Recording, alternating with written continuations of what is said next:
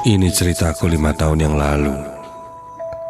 Sekitar tahun 2019 setelah lulus sekolah, aku mendapatkan pekerjaan di salah satu perusahaan tekstil di Bandung.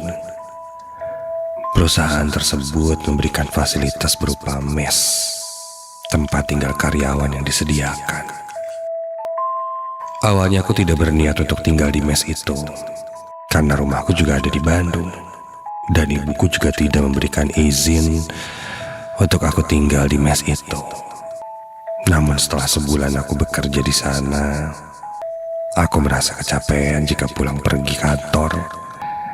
Dan jarak rumah dengan kantorku sebenarnya cukup jauh. Pada akhirnya aku memutuskan untuk tinggal di mes, meskipun ibuku sangat khawatir dan bimbang untuk mengizinkanku, karena beliau tidak ada yang merawatnya. Namun aku janji, setiap seminggu sekali aku pulang ke rumah. Akhirnya aku pun tinggal di mes itu. Saat pertama kali aku tinggal di mes, awalnya sih agak sedikit susah tidur karena tidak terbiasa. Namun pada akhirnya ya dibiasakanlah. Sampailah pada hari itu. Saat itu aku pulang kerja sekitar jam 5 sore. Sampai di mes, aku langsung masuk ke kamarku. Entah kenapa saat itu badanku terasa sangat lelah. Jadi aku memutuskan untuk langsung tidur. Setelah beberapa lama, aku terbangun. Dan ketika aku lihat layar handphone, jam 10 malam. Aku pun melanjutkan tidurku.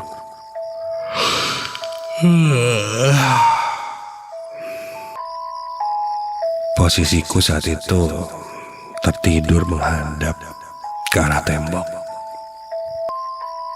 Tak lama aku terlelap. Aku merasakan seperti ada yang menggerak-gerakkan tubuhku. Ada yang menggoyang-goyangkan badanku seakan-akan membangunkanku.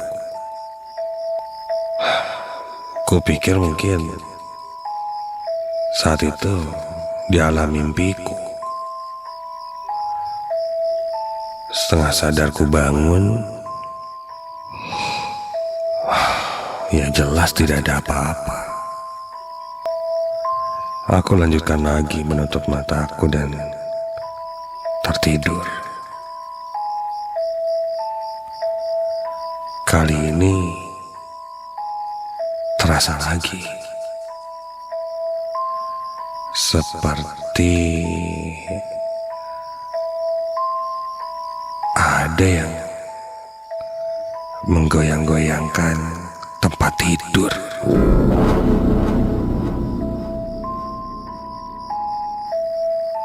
Jangan-jangan gempa. Aku pun langsung bangun dan beranjak dari tempat tidurku. Ketika terduduk di atas tempat tidur, tidak terasa lagi. Ini gempa apa bukan ya? Namun terasa sangat kencang.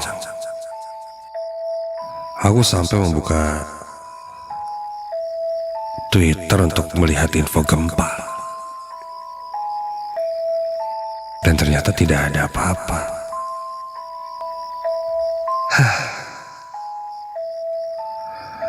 Aku pun kembali menutup mataku dan mengambil posisi tidur. Aku menghadap ke arah tembok dan memeluk guling.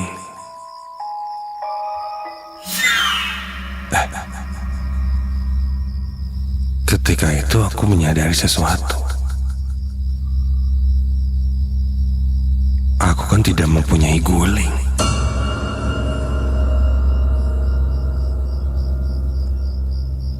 Lalu kenapa tiba-tiba aku memeluk guling?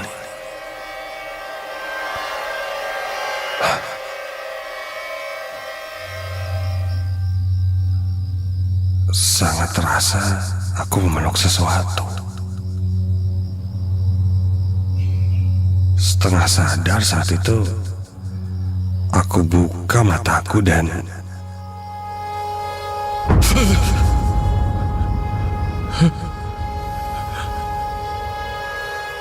ada sesuatu yang terbungkus kain putih berada tepat di depan wajahku.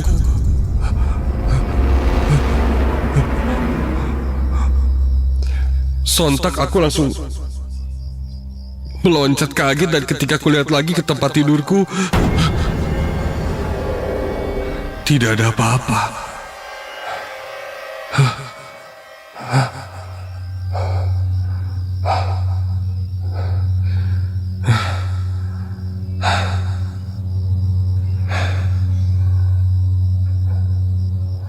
apa itu?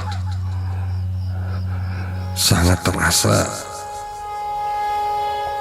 dan sangat jelas terlihat. Tapi apa mungkin itu hanya halusinasiku saja? Mimpi? Entahlah. Setelah aku terbangun saat itu, entah kenapa aku tidak bisa tertidur lagi. Kuliah saat itu sudah lewat jam 12 malam. Akhirnya aku memutuskan untuk bermain game saja di laptopku.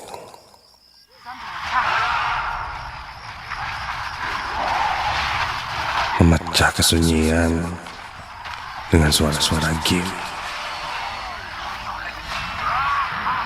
Sampai tiba-tiba terdengar suara bel. Iya, di mes ini ada bel rumah yang terletak di depan gerbang.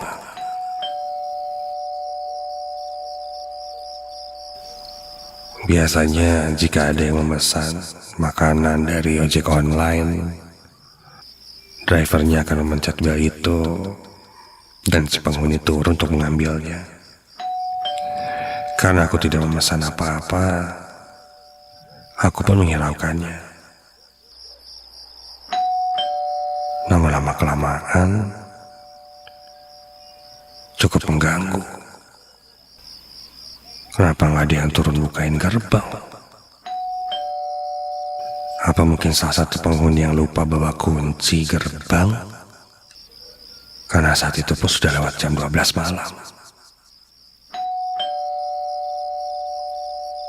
Aku beranjak menuju ke jendela.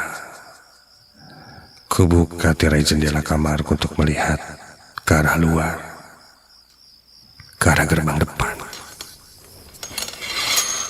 Tapi tidak ada siapapun di depan gerbang. Mungkin sudah ada yang turun kali ya.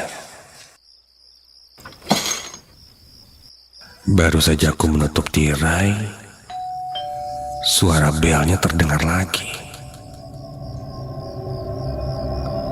Siapa sih? Aku membuka lagi tirainya. Kulihat kali ini ada yang berdiri di depan gerbang. Namun bukan ojol karena tidak memakai helm.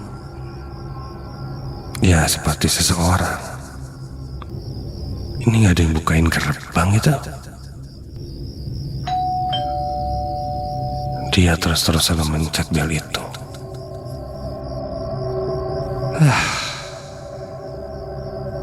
Terpaksa aku pun keluar kamar mes menuju ke gerbang depan.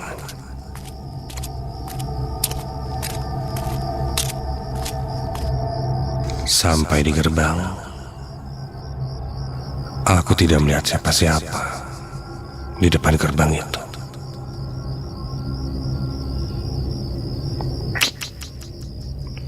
Orang Iseng kali ya, tengah malam gini mencet-mencet bel.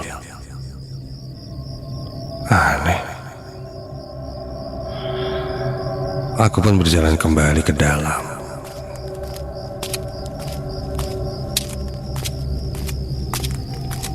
Sampai langkah kakiku terhenti. Di halaman mes ini ada sebuah pohon yang cukup besar. Saat itu ku dengar sesuatu. Suara gaduh dari arah pohon besar itu.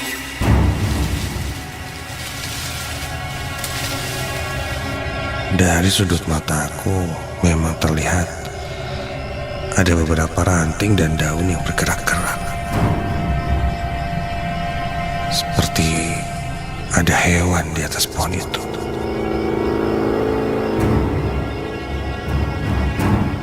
Refleks ku tengok ke arah ranting dan daun-daun yang bergerak itu.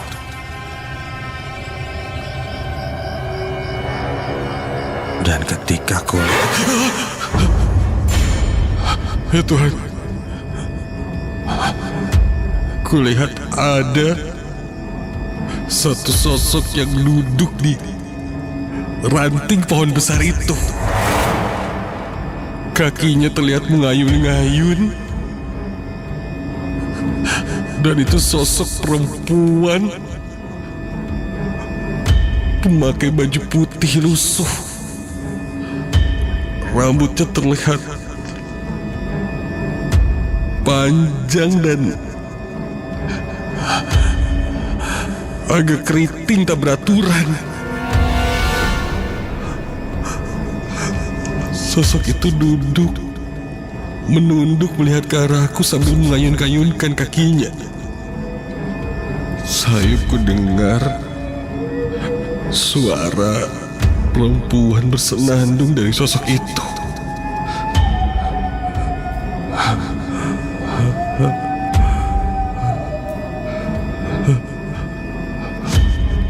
Buru-buru aku memalingkan wajahku dan berlari masuk ke dalam mes, menutup pintu dan kembali ke kamar.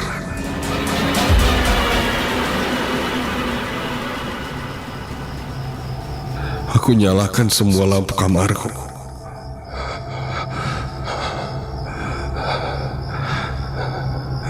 Aku duduk di depan laptop dengan penuh waspada.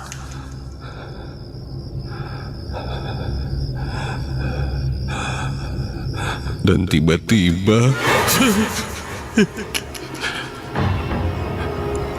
lampu kamarku mati.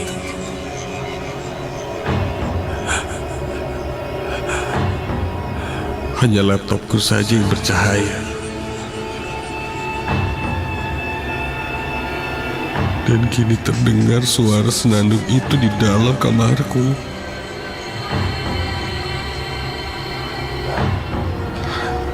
Dan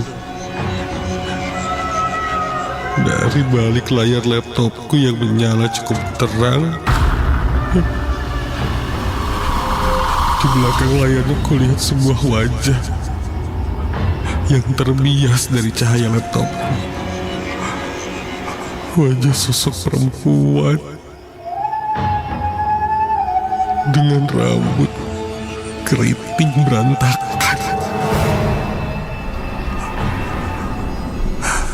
Matanya hitam, mulutnya menyeringai, terlihat gigi-giginya tajam seperti taring.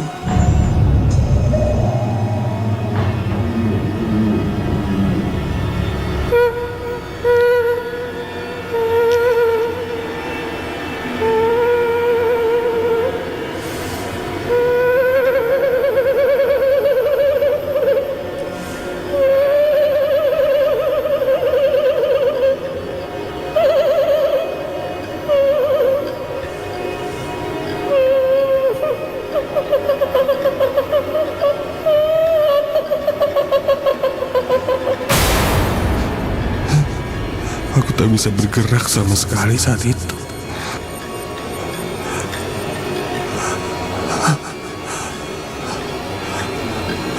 Aku pun langsung menutup mataku.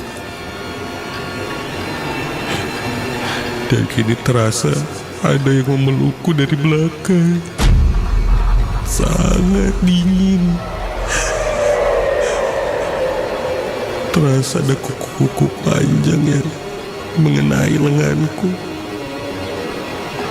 Sosok perempuan itu memelukku dari belakang. Selesai suara tertawanya yang menakutkan.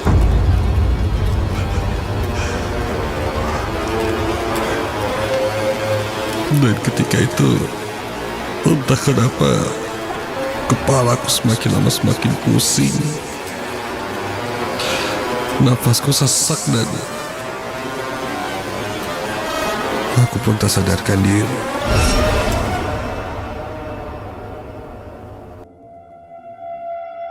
Keesokan harinya aku terbangun, badanku sangat berat dan sakit. Aku pun memaksakan diriku untuk pulang ke rumah ibuku. Sampai di rumah, ibu melihatku cukup khawatir. Dan ternyata ibuku cukup sensitif dengan hal-hal seperti ini. Dia bilang aku ketempelan sosok perempuan. Dia lalu membersihkanku dan mengusir sosok itu agar tidak menempel di tubuhku. Lalu ibuku bilang, inilah alasannya kenapa ibu tidak mengizinkan aku untuk tinggal di mes atau tinggal sendirian. Bisa dibilang, aku ini gampang ketempelan. Dan itu berakibat buruk jika terlalu lama menempel dan kitanya tidak menyadari itu. Beberapa kali sebenarnya ketika aku pulang kerja, ada sesuatu yang menempel padaku. Namun ibu selalu membersihkannya secara diam-diam. Akhirnya aku tahu, aku ini cukup disukai oleh sosok-sosok seperti itu. Dan setelah itu pun aku memutuskan untuk kembali tinggal di rumah saja, untuk menghindari hal-hal lain yang tidak diinginkan terjadi.